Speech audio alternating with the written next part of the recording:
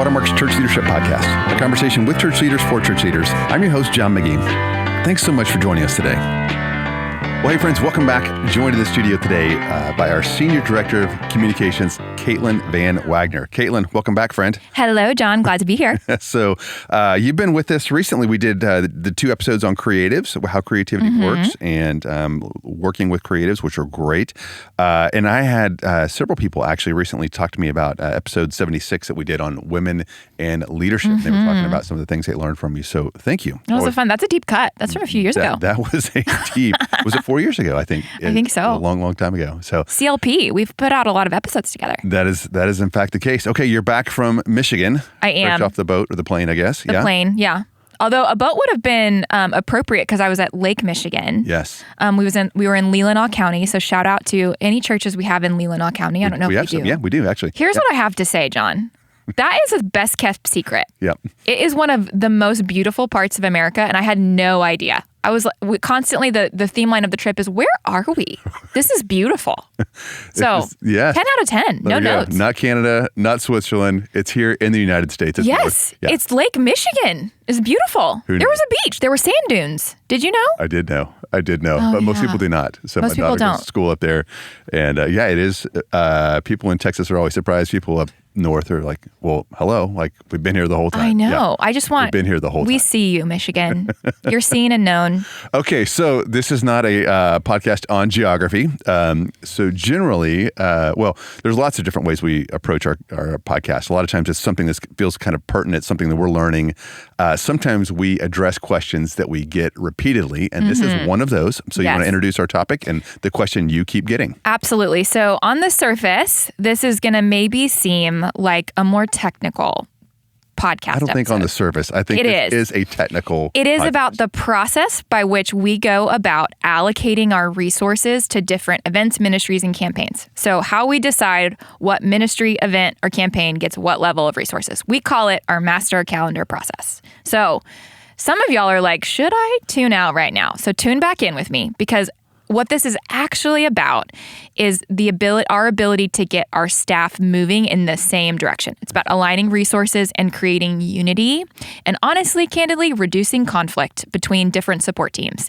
And so this is a process we started 3 to 4 years ago, and I probably get asked about this process and how we do it at least twice a month to go through in depth what it does and how we got there. And so I'm actually really grateful for this opportunity to record this podcast. We're just here for you. Yeah. Oh, thank you for that. We're just here for you, Caitlin. Yeah. Okay.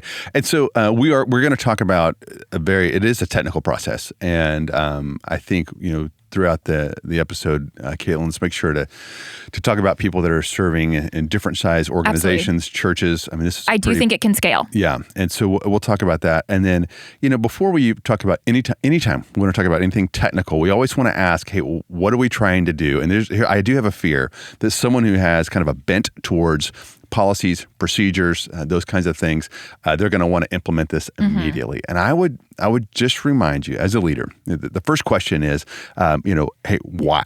And I would always start with my values before I started with what. And so I want to make sure my values are clear. So in this case, you talked about unity with our staff, or working together, or what are our priorities as a church, whatever it is at your place to be and make disciples. Start there.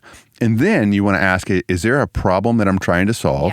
Yeah. Or is there an opportunity that I'm trying to maximize? Okay, so now that I have all of that, if we need a policy or procedure, let's figure out what it would look like to create something that would help us pull all that off, but not just to start with a new process. Absolutely not. No one wants to work in an organization that's become highly bureaucratic.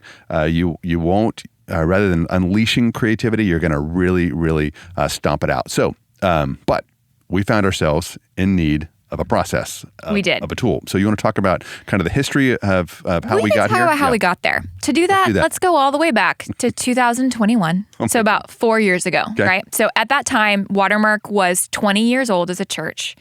And our story is we grew, and I think a lot of churches can relate to this, we grew really, really fast. And our processes couldn't quite keep up with all of that growth. And so we kind of had sprawling growth, but we hadn't quite figured out how to interact with one another. So here are some problems that we were facing as a church. One, we had no singular master calendar of events. The best place to find out what was happening at our church was to go to our website. That the ministry admins had all uploaded their events public facing to the website. And as the communications director, sometimes that's where I went to figure out what was happening at my own church. It's amazing. But I think actually what I've heard from a lot of other churches is that's a really common problem of just not knowing all of a full picture of everything that was going on at the church longer than like 4 weeks out. So no singular master calendar of events. And so we didn't have that. That didn't exist. The other thing that we were facing is we just had limited understanding of the complexity and scope of cross-team impact of an event. So a team would have an event in one room, and then another team would have a ministry event 30 minutes later in the same room, and they wouldn't understand how do I flip the room to make sure it's all accommodated. Or we'd have an event in the loft at the same time, which is kind of like in our town center, basically overlooking our lobby.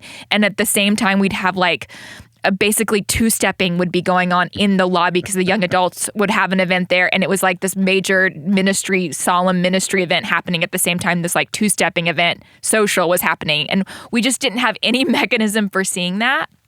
The support team ministries. So I'll use that term throughout. So that basically means kind of your internal staff ministries. So for us, that's production, communications, worship, kids midweek, and facilities. So kind of the internal structure of the team, your staff team, kind of the operations side. We were consistently asking, hey, what resources should I be putting towards X event or ministry? They came to me and they really want this big thing. Is that appropriate that I give them this amount of resources? Or maybe a ministry came a little bit later on in the game and it was really strategic, but we'd already committed our resources to other things. And then the other thing that we were facing is just unclear expectations. So from the ministry side, they had an unclear what they could expect from a support team to help them pull off their event, which just led to typically disappointment all around. So those were some of the problems we were facing, which I think a lot of churches, regardless of your scope or size, face. That's so fun. I just love the picture. It's funny how the mind works. I've got like complete chaos in a church, like a little, what the picture when you painted about things going on in the lobby. I've got, women upstairs studying their Bible and like a monster truck race downstairs, just two things that do not belong and nobody together. Was doing anything wrong. I think that's right. Yeah, no one was doing anything wrong. We had no mechanism for seeing what each other was doing. Yeah. And so it was just led to just mixed expectations all around. So, and then for me, I lead one of those support teams. I lead communications, and my job, and I think a lot of people might relate to this if you're on the operations side, I felt like I was calling balls and strikes all day long, saying like, you get a graphic, you can get a video. And it was largely based on my own judgment and then kind of what came to me in what order. So people are bringing you coffee and asking you what you want for lunch, small gifts. And it would help, and it felt really personal to my ministry partners, and like I was personally disappointing them. And I understand why it felt that way, because they had unclear expectations. And so, to be candid, it was just a bummer for me. I don't like feeling like I'm the no queen, right?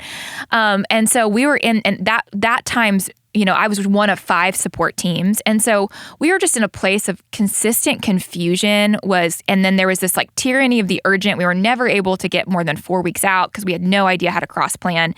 And finally, about 4 years ago, our lead pastor said, hey, came to a group of people to kind of devise a solution and said, hey, how can we make it seem to where I am the mayor and y'all are the chief of police? So what he was trying to say is, how could we push this one level higher to get agreement on what we should be putting resources toward? And then you as the support teams just execute that and we can have clarity all around. Yeah. And that was one of the greatest gifts I've ever been given to start off this project. Yeah, that's good. Okay, so it was a bit of a mess. We'd kind of the organization had kept growing. It only grew in complexity. Things were never getting simpler. You're frustrated, and so you get all the players in the room. And let's talk about then kind of what you came up with, and even just kind of the different the categories in which you were operating in. So we came up with 3 solutions, and I'll go through each of them. The first one was a master calendar. The second is what we'll talk about is a designation system. And the third is a service menu. And so when I say we're getting technical, it's because I'm going to explain each of those concepts and what they did for us and put examples in the show notes afterwards. But those were the three solutions we came up with: a master calendar, a designation, and a service menu. So for each of those, a master calendar is just kind of what it sounds like: a master master list of every event that takes place on Watermark's campus or at our retreat facility. And the goal was to plan it a year at a time.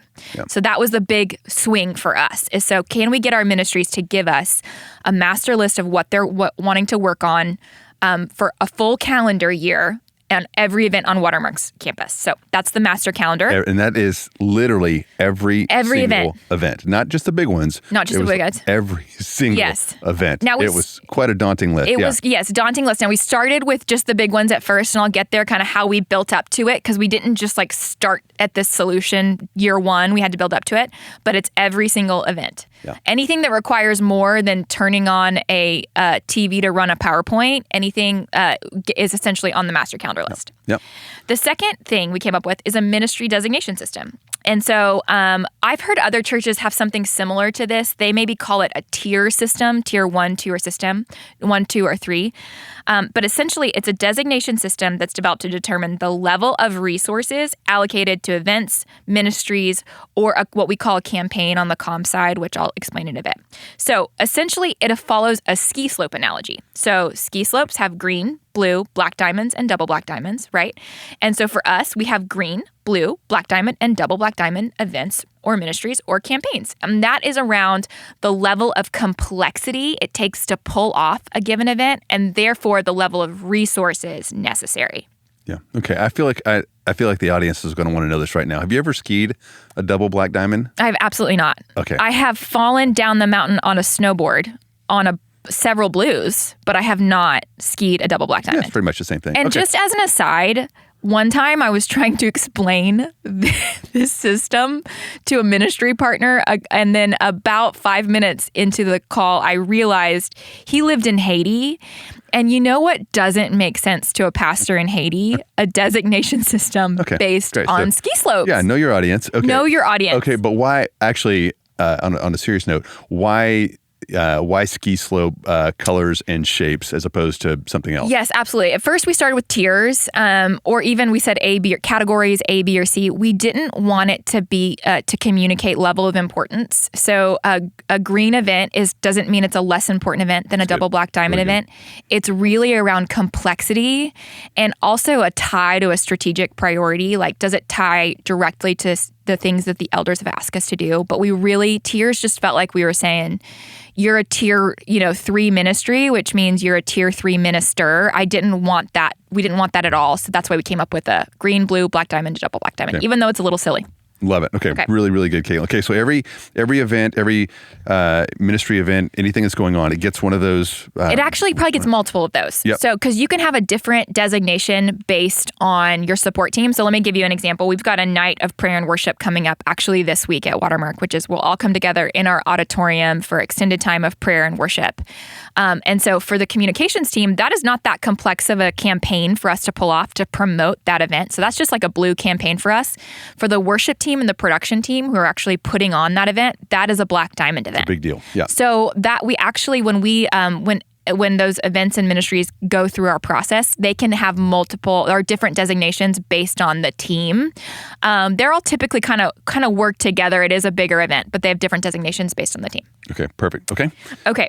And then the last thing to talk about is a service menu. So a service menu details out with pretty specific specificity what it means to be a blue for communications, for example. So what exactly does it get me to get to? What does it mean to be a green, a blue, a black diamond, a double black diamond for each of the support teams? So basically that is about creating clarity, creating expectations for what it means. So if we can put a link to the full service menu Yeah, that'd be great. in the show notes, but you'll see it details out for comms. We go into specificity on every single deliverable that we will give you as part down to the pixel. So we are going to get you a 1920 by 1080 pre-roll slide for your announcement, right? We go to that specificity to create clarity of expectations. So when you're blue for communications for this thing, this is what it gets you. Yeah, and so that I think one of the things that's been helpful around this is how much kind of a push is going to come as a result of this, meaning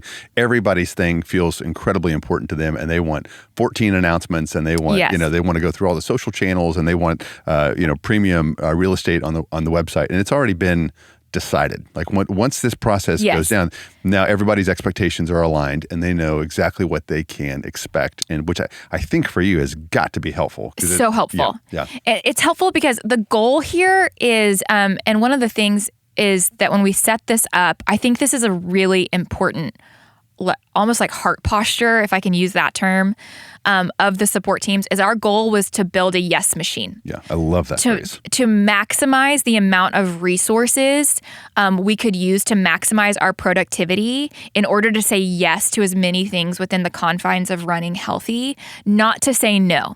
And so that's really important as part of this. It's not to, because if you approach it as you don't get this because you're only agreeing versus you're agreeing, look at how much we're able to give you. Those are two different ways of thinking about it. And so the goal when we created all of this, it's actually a lot, we'll get to this and it's a lot of work for the support teams to do this, to designate every single event, ministry, and campaign. And we do it to create clarity of expectations, but also to serve our ministry partners maximize our resources as much as we can. So that's a very important, if you're listening to this and you're a support team, you're like, I would love to have something like this so I could say more no's. I would go, oof. I would probably tailor your heart a little bit. I love it. Yeah, that was I think one of the things that made this as palatable as it could have been, the process. I want to talk in here in a second about how you actually implemented this. But I remember you and David Piniel repeatedly in meetings saying, no, we want to build a yes machine. Yes. We want to say yes to actually more things. And we think by implementing this process, we can get out ahead of some of these bigger ones, and we can load balance what everybody works on, and we can say yes to more, which I think has happened. And so that is just such a pro tip in the way that you position this is actually, I think, to help us A, do more things, and then B, just be more effective and steward the resources that God has given us. So, okay, so if people are tracking with you, they now want to know, like, what does it look like to implement it? You want to talk about just how we implemented it here at Watermark? Yeah. So again, we're about to head into next spring will be our fourth rotation of this. So we've done this 3 times. And I will say it is a big lift if you're sitting there going like, oh, we can implement this next week. I would say, hey, it takes planning and a lot of work on the part of the support teams to build the infrastructure for this, and we built up to it. So the first year, we just did the big stuff. We just were like, can we get, and we didn't really even have a great criteria for what the big stuff was. It was like, can we get the major events on our campus and at our retreat facility? Can we get those on a calendar? And just go, what typical level of resources should we give to them? And can we get agreement on that? And so we did that the first year of just trying to get those all on the calendar, a single calendar, get dates, make sure the whole staff was aware of those and the typical level of resources we would give to those big events. So that was year 1. Then year 2, the second and third year, we refined the process, and then we added in every single event, every single ministry, and for communications, every single campaign. And a campaign can be tied to an event, like promote an event, or it could be a big message that you want to put out to your body that isn't tied to an event. So for example, we're in the middle of our 25th anniversary called Celebrate 25 right now. And that's not tied to a specific event necessarily. It's a campaign to promote 25 years of Watermark. Yeah. And that's a separate thing. So those are the types of things. So events, ministries, and campaigns. And that's the goal is to, in year 2 or 3, to just get everything on the calendar. Which was not a very fun process. No, it's about on the seat I sat in. Go ahead. No, it's about, so this year, for example, it was about 2,000 submissions that we all had to wade through. and then allocate. And so it's a lot of work. And I don't mean that to tell you not to do it. It's worth it. And we're going to get to there in a second.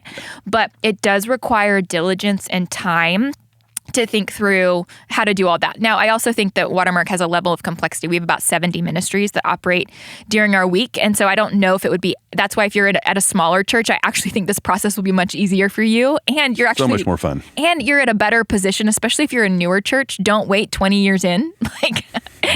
You can start now. Pro tip. So I don't want it to seem too daunting. It is absolutely worth it. But just to be honest with you about the scale and complexity, that is what we're talking about here. Yeah. I just want to set expectations that I remember when this would come up at in meetings, it was like the color would drain from our faces. Absolutely. Like, no, not again. The master calendar, and when you start with a blinking cursor and you don't have anything else on on the paper, it's going to take some time. It's going to take some energy. And I think, through that whole process, we learned, hey, what do we want to prioritize? How do we think about this? What, tie goes to who, all those kinds of things. That was the process. It just was not fun. No, it's eating your vegetables is what we called it. Absolutely. We were eating our vegetables. Absolutely. As an organization, because we hadn't thought through this as we grew, and that's okay. I think a part of that is we wanted to be entrepreneurial and allow for we really valued flexibility as an organization, and we still do.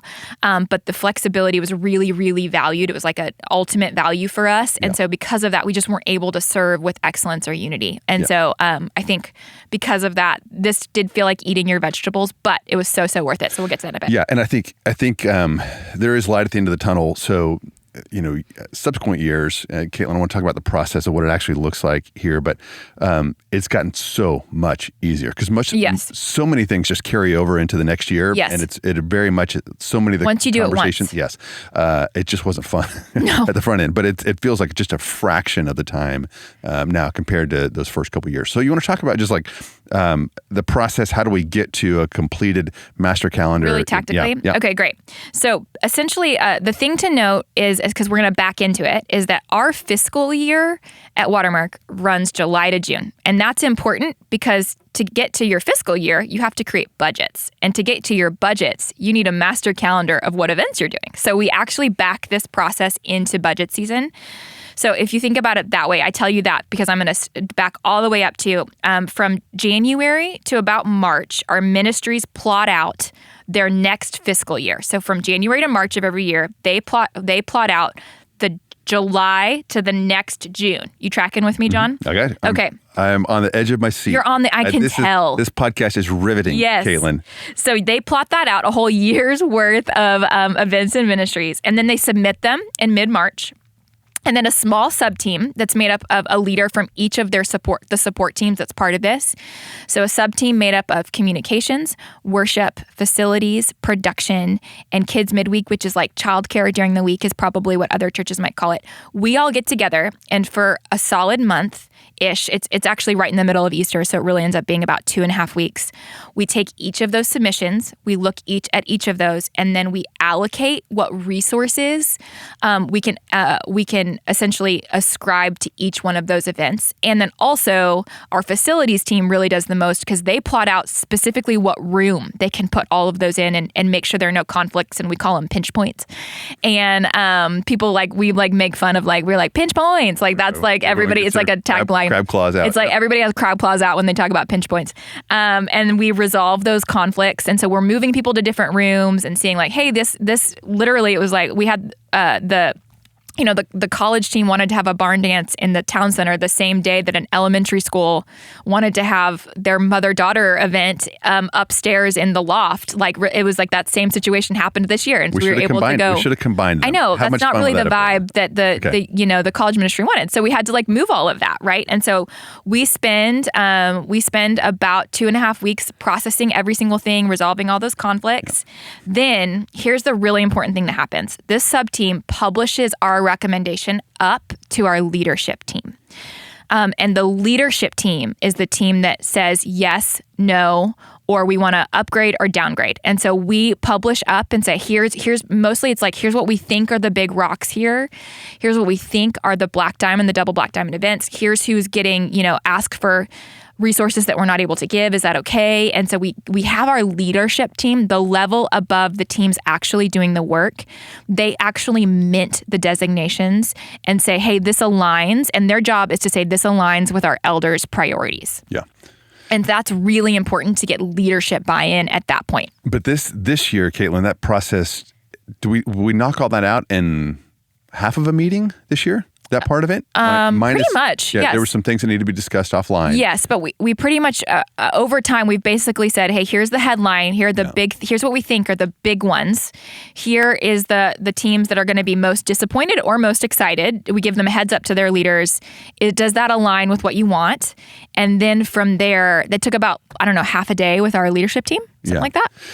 It was, it just felt like it was a fraction of what yes. we started Absolutely. at. And so I think, a really good best practice, if you can, is to push that down to the teams. You need to give some guidance. And so I think you had some understanding of what was important to the church, what was,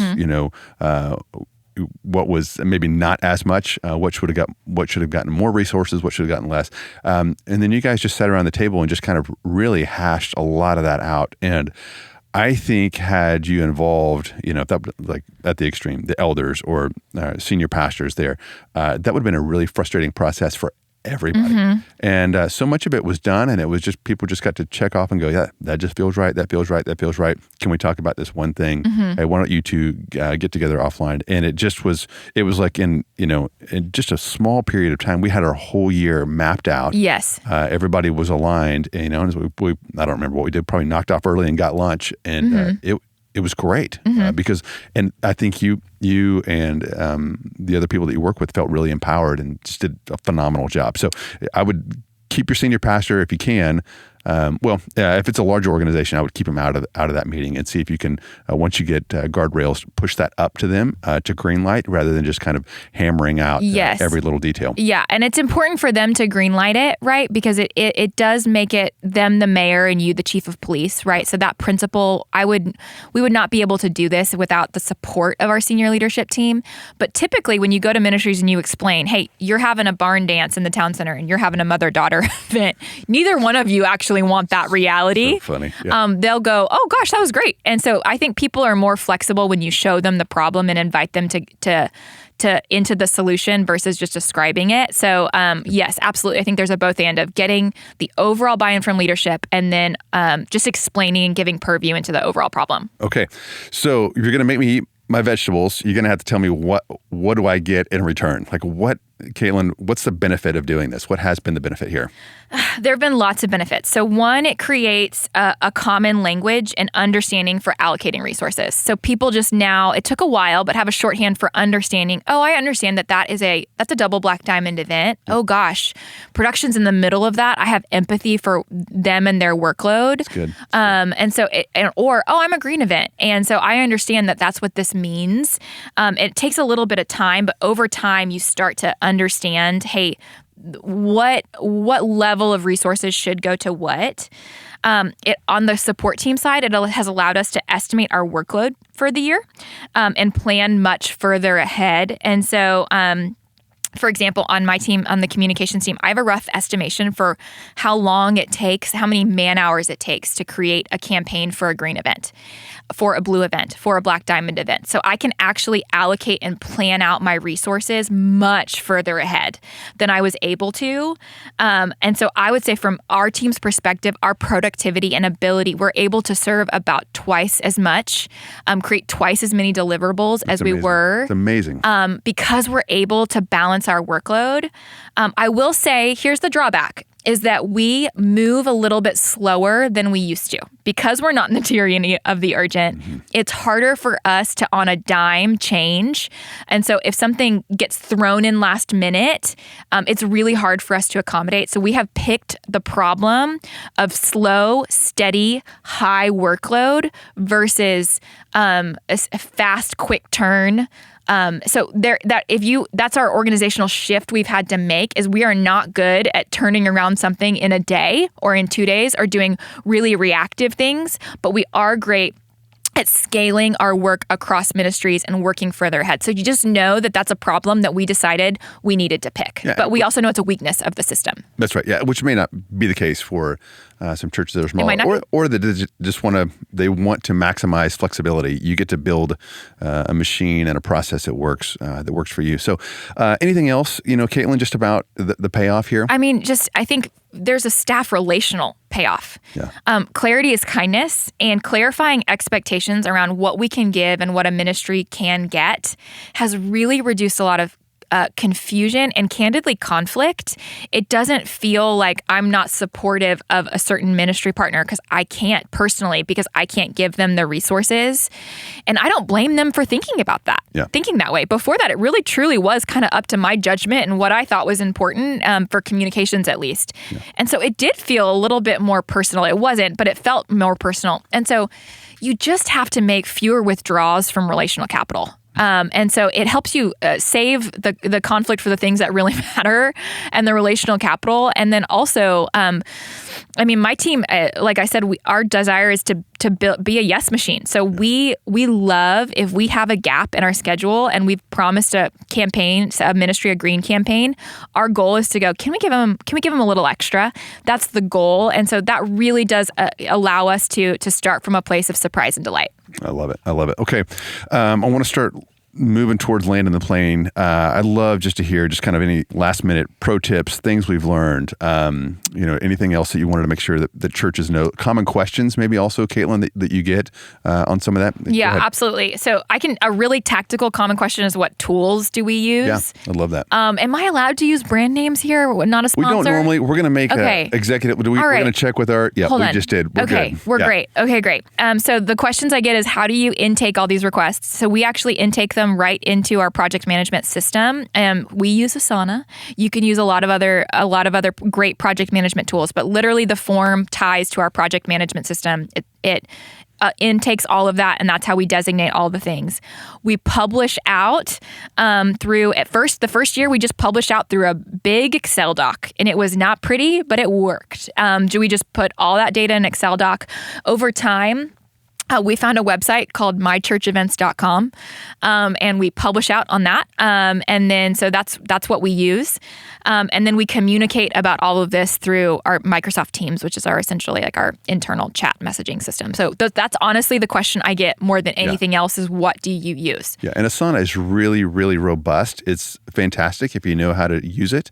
If your team will commit to just having some piece of tech, doesn't solve the problem. Everyone has to be committed to using it. And so it works for us, but it's a pretty robust offering that, for some, candidly, an Excel spreadsheet would work. We started with FormStack. We started our first year with FormStacks and with an Excel spreadsheet. And it was a lot of manual data, and I will say that, but it did work for us the first year. And then we built into it. So if that's the question I get is, what did you use for all this? Good. Okay, so that is the really tactical question. Let me zoom out and give you some more principles. In terms of how I would land the plane. If you are in a support team and you're thinking about, maybe you want to forward you're forwarding this episode to your senior pastor and going, can we get this? Or maybe you're on a ministry team and you actually run a ministry and you're forwarding it to your comms director going, hey, have we ever thought about this? Right. And so here's a couple of things I would say to all those camps.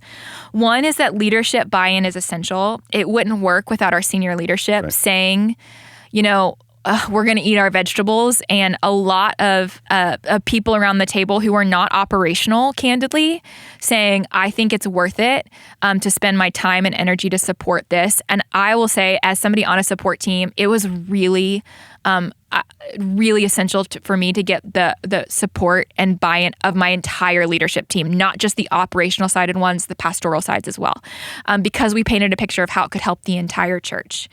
The second thing, as I would say, is especially if you're in charge of rolling this out, I would encourage you're going to have to develop a little bit of grit. Expect to teach and reteach this often. It's going to feel like a shift, and people are going to have so many questions. You're going to train them, and then they have a million other things to do. I don't expect them to be subject matter experts in this process, so I expect questions and to have to teach and reteach often. And if you have that attitude, you get a whole lot less frustrated. And so I would encourage you to have some grit and go, it's going to give yourself a year or two and your staff a year or two to get their heads around it. Especially for us, it was such a huge shift. The third thing I'd say is play the long game. So like I said, give yourself several years. If it doesn't work the first year, I would say try it again. And just we after the first 2 years, got some pretty brutal feedback about ways that we didn't communicate well or things that were confusing. And we were making up this process, so it was okay. But we asked for feedback. Hey, how did this go from especially and we didn't, not from ministry directors. We asked for feedback from the admins who were actually the ones having to do the work. And we got really clear patterns of, hey, this wasn't communicated well. This was confusing. This was really great.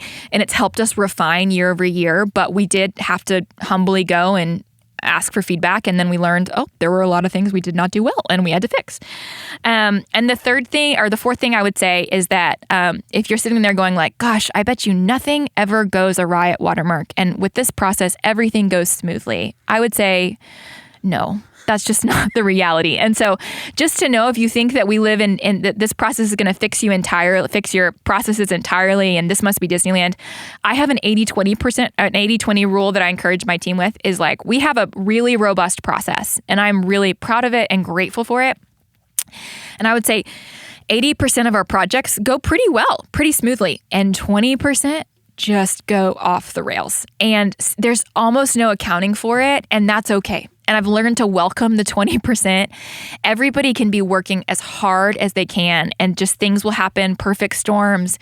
I mean, the church is a living organism that has to react and serve. And it's also not, its primary purpose is to do the work of the ministry. And that can be chaotic sometimes by design. And so if you go in and just expect this is not going to be, the perfect, absolute perfect solution that's going to make all your problems go away. It's going to really improve a lot of things it has for us, but you just have to leave room for the church is made up of humans, and humans are messy, and things will still go awry. So I would say if you go into it with that heart posture, things will go a lot less smoothly. I love it. A lot more smoothly. A lot more smoothly. Okay. Caitlin, talk about anything we can link up to in the show notes. What kind of resources can we share? So I will put as all the resources that I get asked for. Like I said, I get asked for a lot of churches. So I've got a deck that I go through with churches that explains a little bit of this. And so I'll put that in there. I'll put the service menu, which is essentially explains, hey, what is a green, what is a blue, and what is a black diamond. And that should get you most of the way there in the show notes. That's amazing, Caitlin. This has been so fantastic. I've got a couple thoughts. One for, kind of lead pastor, senior leaders. It is confusing, frustrating to be on the other side of, hey, it will just sort itself out. Let's don't plan ahead. It'll just sort itself out. Mm-hmm. Generally, you probably have attracted some people that want to help you. They want to use their gifts. And if you will give them this type of clarity, they can serve you. They can serve the mission so much better. And then if you're on the other side of that, you sit in a seat like Caitlin does. I would ask for the permission to run an experiment. And maybe you don't, like you said, we just took the big events initially. You don't have to go through all the granular detail that we go through now. You just start with the big events and say, hey, could we map these out? Could we make sure it makes sense? Could we make sure our expectations are aligned? We would love to serve you better, which really has been the posture of your team. There's not a, now what do you want kind of attitude. It's like, how can we help you? And if we did so much work on the front end, if a little tweak needs to happen, we probably have some room for that, absolutely. And so we would love to help you. So just that posture, I would ask for permission just to try a small experiment and just keep getting feedback along the way. But friends, all of this, this isn't an interesting, tactical exercise. The reason we do all of this here, the reason why you should take a step, towards some of this, if you haven't done this yet, like we hadn't done for 20 years, is just so that the church really will be more effective. And I'm finishing up my time reading, the book of 1 Corinthians, and Paul is just very concerned about everyone being able to use their gifts, my words, not his, in a way that serves the common good. And then he has some concerns about some of the practices and things like that might be working against the common good, and then some suggestions or commands for how the way they relate to each other could work for the common good. And so the common good in this instance is our mission, to be and make disciples, or however you say it, in your church. And this will actually help you do so. I think it will help you have more fun, but you should do it in a way that serves you and your church uniquely. And because no two churches are the same, your solutions will come out being a little bit different. But I think some of these principles, Caitlin, have just served us so well. Thanks for doing just an amazing job of just kind of clearly walking through a very, very complicated process. So anything else before we go that you want to say? The only other thing I might say is that the other word we haven't really used when we talk about allocating resources is I really do think of it as a stewardship. Good. And so I think when you think about just the time and talent of your staff team, making sure you're stewarding those in the direction that your elders want you to go and under their leadership, and then as they are submitted to Christ. And so for me, while this is a process, it's really fundamentally about stewardship and stewarding the time and talent and resources of my staff and team, and making sure I'm not the one who gets to decide what they work on. I want to work on what my elders and my leadership want me to work on. And so for me, this really ultimately is about seeing your staff team, you are a steward of their time towards the end of your leadership. Great place to end. Leadership ultimately is stewardship. So friends, I hope that this helps you steward the brief moment that you have right now at your church or your organization. It has been really fun to be here. Caitlin, thank you so much for just always the incredible insights you share with us. Friends, if there's other ways we can serve you, if you have ideas for future podcasts, we would love to know. You can always reach us at clp@watermark.org. That's clp@watermark.org. We'll talk to you again next time.